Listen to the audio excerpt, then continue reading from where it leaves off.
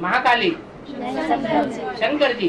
हाँ हाँ हाँ, सती के मुंड माला, सती के मुंड की माला बताए वो लोग। सती को एक मुंड था कि अनेक मुंड थे? तो एक मुंड होना चाहिए कि अनेक मुंडों की माला होनी चाहिए? महाकाली को अनेक मुंडों की माला होती है या एक मुंडी की माला होती है? और महाकाल को भी एक मुंड की माला होगी या अनेक मुंडों की होती है?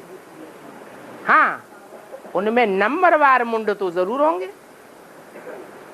मुंड आत्मा की निशानी है,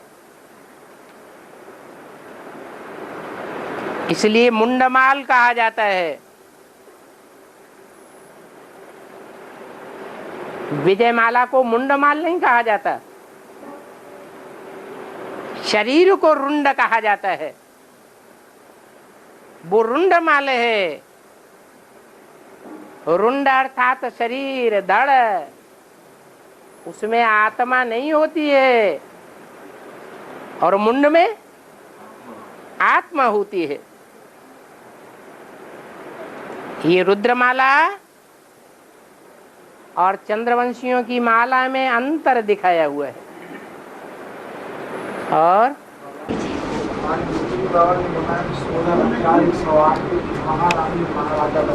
नहीं, ये नहीं बोला। 16,108 जो हैं उनमें महाराजा महारानी भी बनते हैं, राजा रानी भी बनते हैं, महामंत्री भी बनते हैं और छोटे बड़े पदाधिकारी भी बनते हैं। टोटल मिला करके त्रेता के अंत तक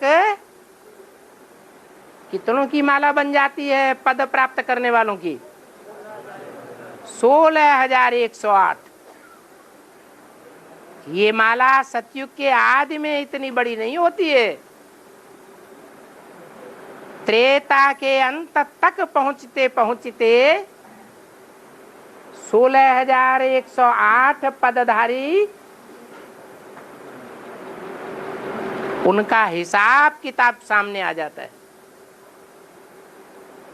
ऐसे नहीं है 16,108 सब राजा बनते हैं। राजा तो सिर्फ 108 ही बनेंगे, बाकी राजा के सहयोगी बनेंगे, पदाधिकारी बनेंगे या राजा बनेंगे? क्या बनेंगे? पदाधिकारी बनेंगे।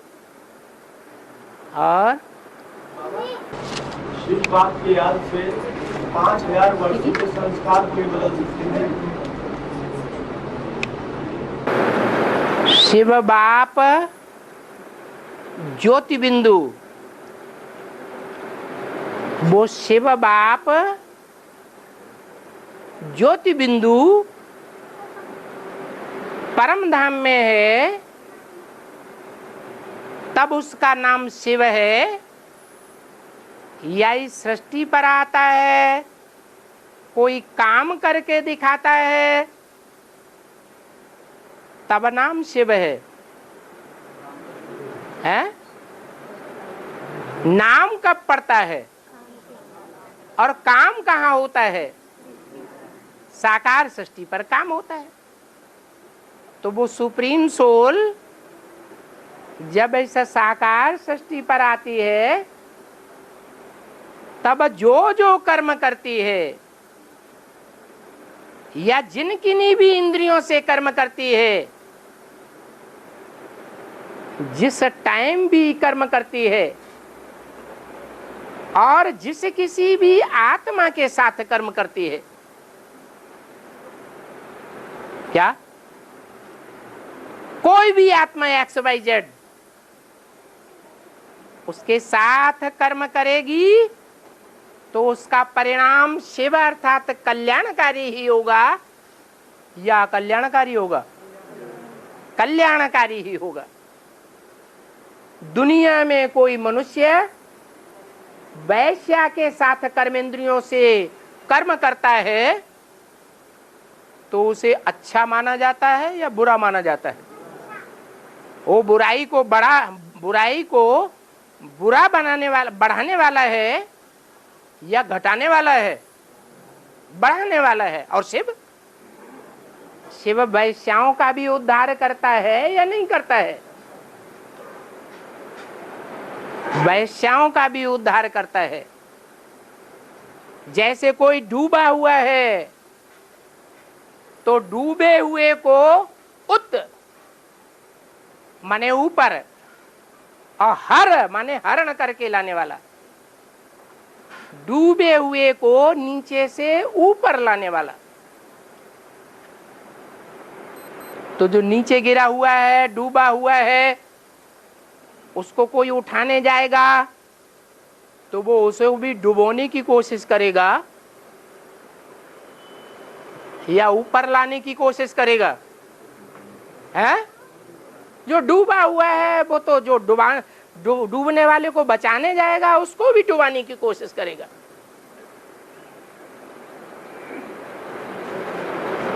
परंतु परमपिता परमात्मा के पार्ट के बारे में ऐसा नहीं है। वो तो जिस किसी भी आत्मा के संग के रंग में आएगा, कोई भी कर्मेंद्रिय से कर्म करके संग के रंग में आएगा तो कल्याण ही करेगा या कल्याण करेगा? है कल्याण ही करेगा। इसलिए परम धाम में शिव का गायन नहीं है, वहां नाम साबित नहीं होता है। वहां तो सब क्या है? सिर्फ आत्मा है। ये ढेर के ढेर नाम इस सृष्टि पर आकर पड़ते हैं। और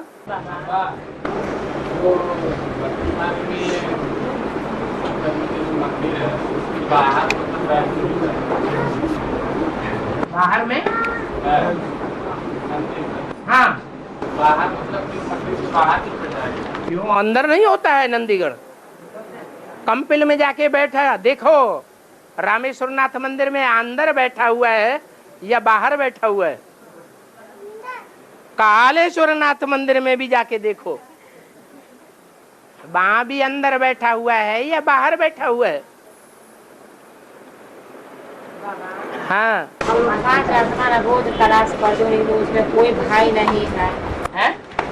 हम लोग जैसे 5 आत्मा अपने गांव में एक जगह पर रोज क्लास पढ़ते हैं, ग्रुप में कोई भाई नहीं है। तुम आत्मा भाई नहीं हो? लेकिन ऐसे तो जिससे भाई लोग कोई नहीं है, वो सहयोग वाला। आप आत्मा भाई है या नहीं है? तो पाठशाला का मान होगा है? उस पाठशाला का मान होगा। पाठशाला का मान सम्मान होगा। क्यों नहीं सम्मान होगा? क्यों नहीं कंट्रोल होगा? भाई अगर नहीं है, भाई नहीं है तो क्या हुआ? आत्मा भाई तो है। कोई बूढ़ी माता नहीं है। ये माता आप सब लोग है बाबा, लेकिन कोई माने भाई लोग उसमें नहीं है। जैसे कि तो ना हो तो क्या होता है? तो बात है, उसका माने उसको माना जाएगा ना गीता पाठ। क्यों नहीं माना जाएगा? तो उसको हम लोग छोड़ के फिर अलग अलग है? ये हम यहाँ वहाँ क्लास करने के लिए जा सकते हैं। अरे जब माना जाएगा तो जाएंगे क्यों नहीं? है बाबा मुरली में बाबा कहते हैं कि मैं आधा कल्प के लिए वानप्रस्थी हो जाता हूँ। आधा कल्प के लिए वानप्रस्थी हो जाता हूँ। वानप्रस्थी हो जाता हूँ। और आधा कल्प मेरा पाठ चलता है भक्तिमान में। आधा कल्प के लिए वानप्रस्थी होता है कि 5000 साल के लिए वानप्रस्थी हो जाता है? मुरली में तो ये पढ़ा था। क्या आधा कल्प के लिए वानप्रस्थी करता हूँ। आधा कल्प के लिए वानप्रस्थी होता है? कौन से आधा कल्प के लिए? सतयुग त्रेता के लिए या द्वापर कलयुग के लिए? कहाँ वानप्रस्थ होता है? सतयुग त्रेता में बाप वानप्रस्थ होके रहता है। सतयुग त्रेता में आता है शूटिंग पीरियड की बात है। शूटिंग पीरियड में शूटिंग पीरियड में सतयुग त्रेता में आता है और द्वापर कलयुग में नहीं आता। मैंने 36 से 1936 से 76 तक वानप्रस्थ हो गया। 76 तक वानप्रस्थ रहा और उसके बाद वाणी में आया। जब वाणी में आया तो बच्चों ने पहचाना, क्योंकि वाणी के बगैर तो एडवांस ज्ञान भी बाहर नहीं आता। हाँ, तक सतयुग की शूटिंग चली बाबा। सतयुग की शूटिंग चली 70। हाँ, सतयुग की तो शूटिंग चली। तो क्या सतयुग में वानप्रस्थी रहता है? ऐसा तो नहीं है। गायन तो ये है शास्त्रों में, संभवामि युगे युगे। तो हर युग में आता है या सिर्फ सतयुग में आता है? हैं? कहाँ आता है? शास्त्रों में जो गायन है वो बिल्कुल झूठा है या उसमें कुछ सच्चाई है? जो सच्चाई है वो भी बाप ही आकर के बताते हैं। संभवामि युगे युगे माने 1250 वर्ष के युगे युगे में नहीं आता हूं, लेकिन संगम युग में जो हर युग की शूटिंग होती है उस हर युग की शूटिंग में आता हूं। एक आत्मा है वो क्लास नियमित करती है लेकिन भर्ती है। वो पर्सनल बात है, मत पूछा करो, ये अलग से पूछने की बातें हैं। हाँ, उस मुरली में बोला है कि बाप आके पावन से पतित से पावन बनाते हैं। हाँ। तो बाप आखिर तक सबको ऊपर ले सूक्ष्म में लेके फिर बाद में बाप भी जाते हैं। आखिर में बाप जाते हैं। हाँ। और फिर ऊपर टच होके वापस नीचे आते हैं और फिर एक बार परम धाम खुलने के बाद वो वापस नीचे आ जाते हैं। हाँ। सही है। बाप माने कौन सा बाप? शिव बाप भोक्ता है या अभोक्ता है? वो अभोक्ता बाप सिर्फ संगम युग में आकर के पार्ट बजाते हैं या 1250 वर्ष के हर युग में पार्ट बजाते हैं? तो जाते समय वो जाते हैं और फिर आते तो खाली राम बाप की आत्मा ही आती है। दो बेहद के बाप हैं, एक है आत्माओं का बाप, बेहद का बाप, और दूसरा है मनुष्य सृष्टि का बेहद का बाप। जो आत्माओं का बेहद का बाप है वो 500 करोड़ आत्माएं जो जन्म मरण के चक्र में आने वाली हैं, भोगी आत्माएं हैं। उन भोगी आत्माओं का जो बाप है प्रजापिता, मनुष्य सृष्टि का बाप, उसमें आत्माओं का बाप प्रवेश करता है। हमारा ज्ञान प्रवृत्ति के मार्ग का है या निवृत्ति मार्ग का है? शिव बाप आते हैं तो आते ही प्रवृत्ति में आते हैं या निवृत्ति में आते हैं? प्रवृत्ति में आते हैं। तो उनकी प्रवृत्ति 3 के साथ है या 1 के साथ है? एक के साथ है। वो एक है मद्योनि ही परम ब्रह्म तस्मिन् गर्भम ददाम्यहम। मेरी योनि अर्थात माता सब ब्रह्मा नहीं है। जो ब्रह्मा नामधारियों के बीच में परम ब्रह्म है वो मेरी योनि रूपी माता है। मैं उसमें प्रवेश करता हूं और ज्ञान गर्भ डालता हूं, ज्ञान का बीज बोता हूं। ऐसा गीता में कहा है। लिख लो, मद योनि परम ब्रह्म तस्मिन् गर्भम दधाम्यहम्।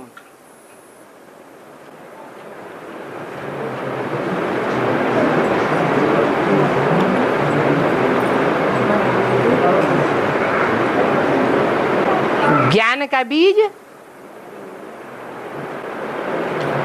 सभी ब्रह्मा नामधारियों में नहीं डालता हूं। ब्रह्मा सो विष्णु एक बनता है या नंबरवार अनेक ब्रह्मा हैं जो विष्णु बनते हैं? है? मत माने मेरी, योनि माने माता,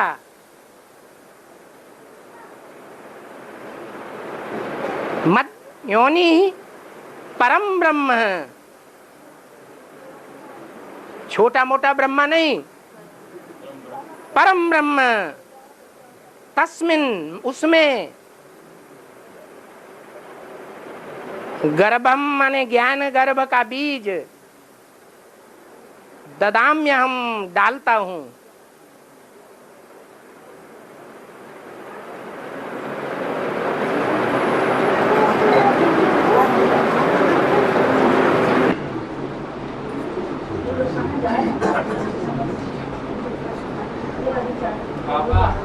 हाँ जी, जैसे कलयुग आता है तो केवल कला ही कम होती है या है द्वापर युग से जैसे द्वापर युग से कलयुग जब आता है तो मतलब छोटा मोटा विनाश होता है या फिर कला कम होती है?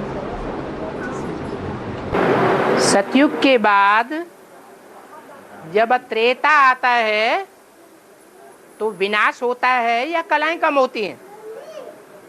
क्या होता है? कलाएं कम होती हैं। ऐसे ही 21 जन्मों का जो हिसाब किताब हमारा बनता है उस 21 जन्म के हिसाब किताब के आधार पर ही 63 जन्मों का भी हिसाब किताब बन जाता है। जो सतयुग में उच्च पाठधारी होता है वो द्वापर के आदि में भी उच्च पाठधारी विक्रमादित्य बनता है। जो त्रेता के आदि में उच्च पाठधारी होता है वो कलयुग के आदि में भी उच्च पाठधारी बनता है। इसी तरह सभी आत्माओं का हिसाब किताब बन जाता है। कलयुग के आदि में कलाएं कम होती हैं, छोटे मोटे युद्ध भी होते हैं, लेकिन विनाश नहीं होता। विनाश दो ही बार होते हैं, एक त्रेता के अंत में अर्ध विनाश और एक कलयुग के अंत में अर्ध विनाश, वो संपूर्ण विनाश। बाबा, हाँ, जो कोई गीता पाठशाला में सेवा करते हैं उसका भाग बनता है? जो गीता पाठशाला को सेवा करते हैं उसका भाग बनता है? बुद्धि का जो गीता पाठशाला को सेवा करता है जो उसका भाग बनता है? क्यों नहीं बनता है? गीता पाठशाला में सेवा करे, सेवा केंद्र में सेवा करे, मिनी मधुबन में सेवा करे या ब्रॉड मधुबन में सेवा करे, सेवा का भाग्य तो जरूर बनता है।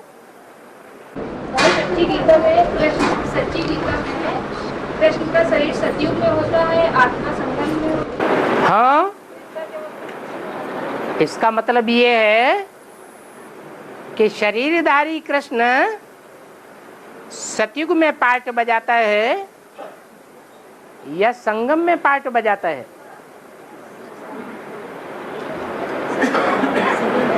शरीरधारी कृष्ण संगम में पार्ट बजाता है प्रैक्टिकल में या सतयुग में पार्ट बजाता है? सतयुग में पार्ट बजाता है। संगम में तो वो आत्मा बनता है, सूक्ष्म शरीर धारण करता है। और हाँ, हैं?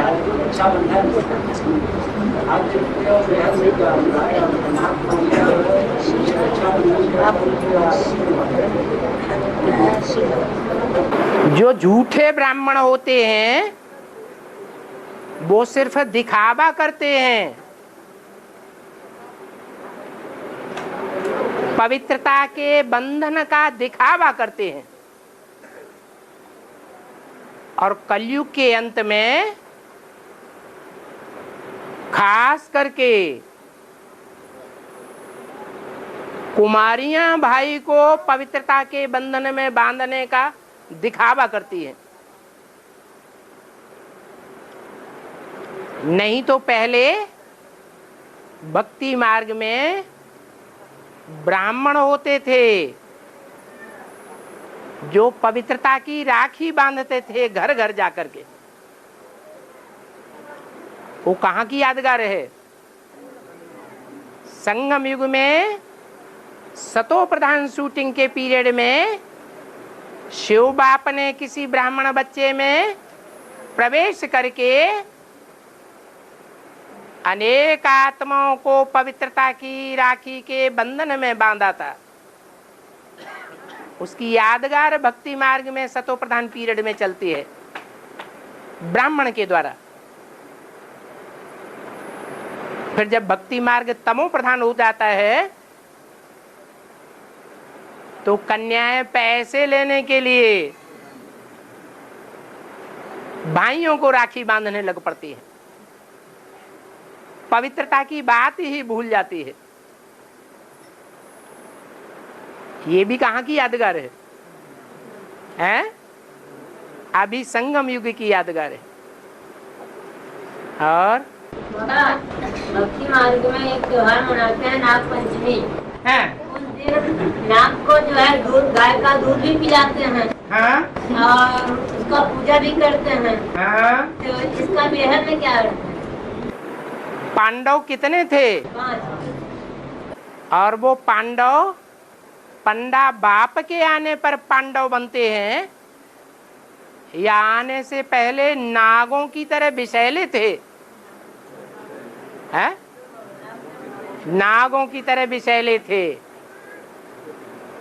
इसलिए नाग पंचमी का भी गायन है। संगम युग में भी एक काले कृष्ण का गायन नहीं है कि एक कृष्ण ही काला और गोरा बनता है। क्या एक कृष्ण ही काला गोरा बनता है? यह नंबरवार बहुत आत्माएं हैं जो नंबरवार काली भी बनती हैं और गोरी भी बनती हैं। संगम युग में ही काली बनती हैं और संगम युग में ही गोरी बनती हैं। हाँ? जो दूध है गाय का और सर है, इसका क्या मतलब है? संगम युग में पंडा बाप के बच्चे जब ब्रह्मा के मुख से ज्ञान सुनते हैं या त्रिनेत्री शंकर के द्वारा ज्ञान सुनते हैं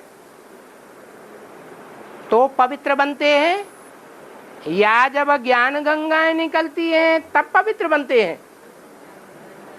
है? ज्ञान गंगाएं अंत में निकली हैं, मध्य में निकली हैं या आदि में निकली हैं? अंत में निकलती हैं। तो ज्ञान गंगाएं अभी निकली नहीं है। जब वो ज्ञान गंगाएं निकलेंगी, चाहे वो ब्रह्मपुत्रा नदी के साथ मिक्स होके निकले, चाहे यमुना नदी के साथ मिक्स होके निकले, और चाहे जगदम्बा सरस्वती के साथ मिक्स होके निकले, तब ही 5 नागों की मुक्ति होती है। इसलिए नाग पंचमी में नागों को भैंस का दूध नहीं पिलाते हैं। किसका दूध पिलाते हैं? ज्ञान गंगाएं जो गाय का पार्ट बजाती हैं, सीधी सादी होती हैं, जो सीधी सादी होती हैं, सात्विक होती हैं, उन्हीं का दूध पिलाया जाता है। बैल का दूध तो नहीं पिलाते हैं। बैलों को सरेंडर करते हैं। बैलपाल कन्हैया गाया हुआ है या गौपाल कन्हैया गाया हुआ है? गौपाल कन्हैया गाया हुआ है। और बोलो बोलो बोलो। बाबा, जब सारे विश्व में लक्ष्मी नारायण प्रत्यक्ष होंगे तो सारे विश्व की आत्मा मानेंगे कि हमारा आदम और ईव है, हमारा वो माता पिता है। उसी समय शिव बाप होगा तो नहीं होगा?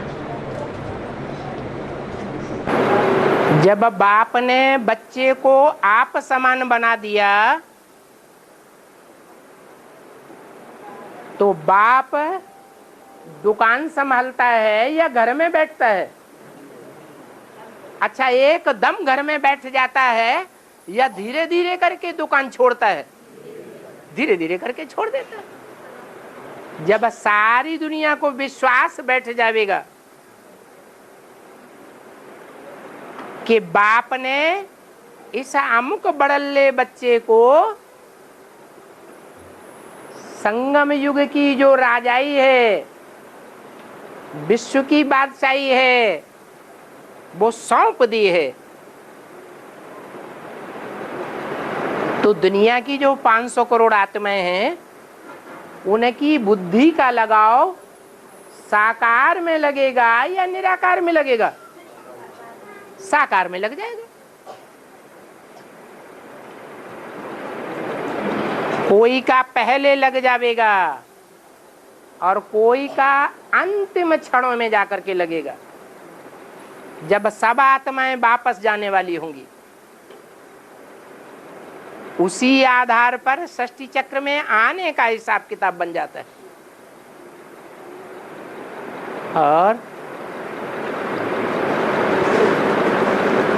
बाबा, ये जो नाग जो होते हैं सर्प को बताते हैं नहीं मारना चाहिए, इसका अर्थ क्या है?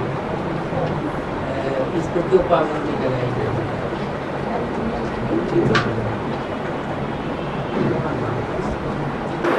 सर्पों की पूजा होती है या नहीं होती है? होती तो है। और पूजा का आधार पवित्रता है या अपवित्रता है? हैं? तो जरूर कोई नाग हैं, ह्यूमन नाग हैं, जिन्होंने बाप के आने पर पवित्रता धारण की है। उनकी वो पवित्रता भी पूजी जाती है। उनको मारने से कल्याण होगा जगत का या कल्याण होगा? कल्याण होगा। 5 पांडवों को मार देने से कल्याण हो जाएगा? हैं? अकल्याण हो जाएगा। 5 पांडव कोई एक धर्म के नहीं है। 5 पांडव भारतीय 5 धर्मों की यादगार हैं। जैसे अर्जुन कोई एक नहीं है, ऐसे ही 5 पांडव भी एक नहीं है, एक की यादगार नहीं है। 5 धर्मों में कन्वर्ट होने वालों की यादगार है। वो 5 धर्म है सूर्यवंश, चंद्रवंश, जिन्हें क्षत्रिय कहा जाए, और बौद्धि, सन्यासी और सिख।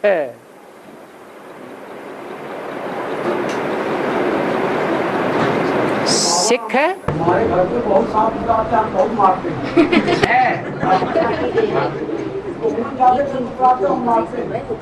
तो आप ह्यूमन सांपों को मारते हैं या जानवर सर्पों को मारते हैं?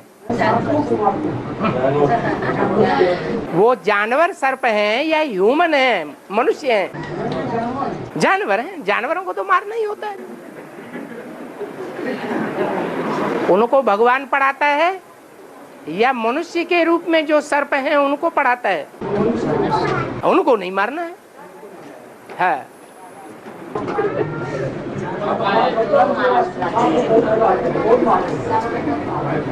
हाँ बाबा, ये जो शंकर है ये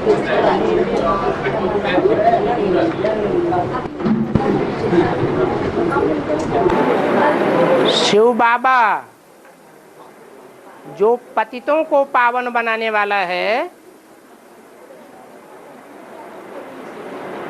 वो पतितों में आता है या पावन में आता है?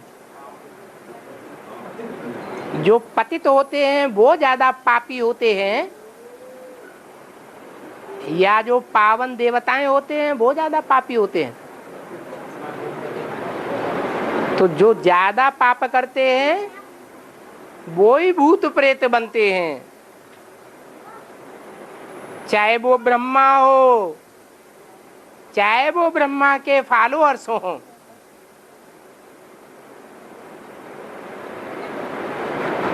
ज्ञान को न समझ पाने के कारण बहुत पाप होते हैं या ज्ञान को समझने के बाद बहुत पाप होते हैं? ज्ञान सागर बाप को पहचानने और अपनाने के बाद बहुत पाप होते हैं या न पहचानने के बाद पाप होते हैं? तो ब्रह्मा के जीवन में क्या हुआ? आदि में जो बाप का पार्ट चला, जिस परम ब्रह्म में शिव बाप ने बीज ज्ञान का डाला, उस बाप को ब्रह्मा ने पहचाना या नहीं पहचाना? नहीं पहचाना। इसलिए जो भी कर्म किए वो सब पाप बन गए। इसलिए सूक्ष्म शरीर धारण करना पड़ता है।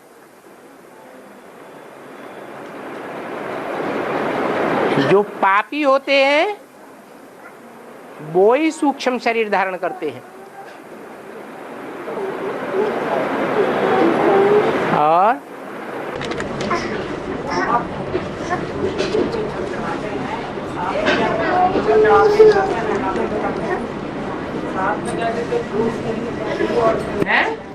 साथ में दूध से, दही से और क्या कहते हैं शहद से भी नहलाते हैं, इसका क्या?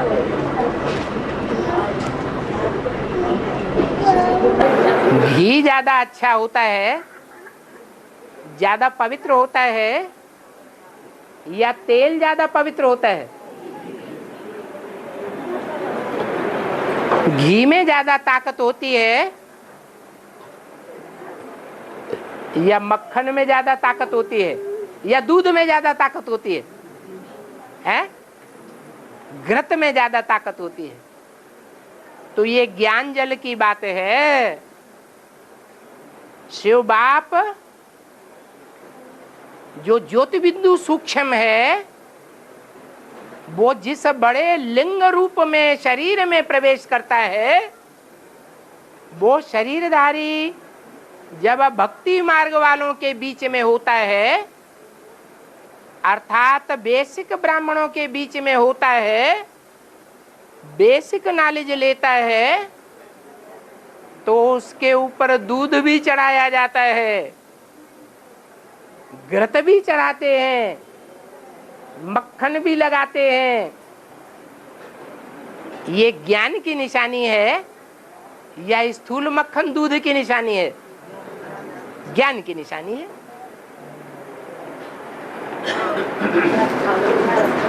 और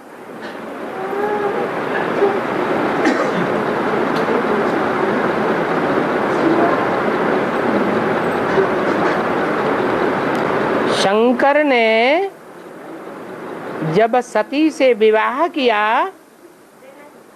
तो पार्वती को क्यों नहीं अपनाया? तुरंत क्यों तंग किया है? अरे पार्वती ने तंग किया होगा कि नहीं किया होगा?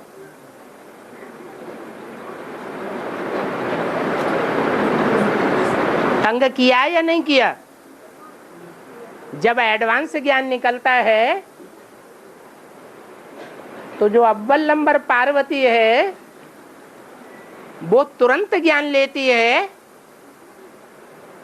या बड़े लंबे समय के इंतजार के बाद ज्ञान लेती है? तो इंतजार कराया ना, तंग किया ना। तो शंकर भगवान है या मनुष्य आत्मा से देवता बनने वाली आत्मा है? क्या है? मनुष्य आत्मा है ना पुरुषार्थी जीवन में, तभी तो याद करता है। तो मनुष्य बदला लेते हैं या भगवान बदला लेता है? मनुष्य बदला लेते हैं। और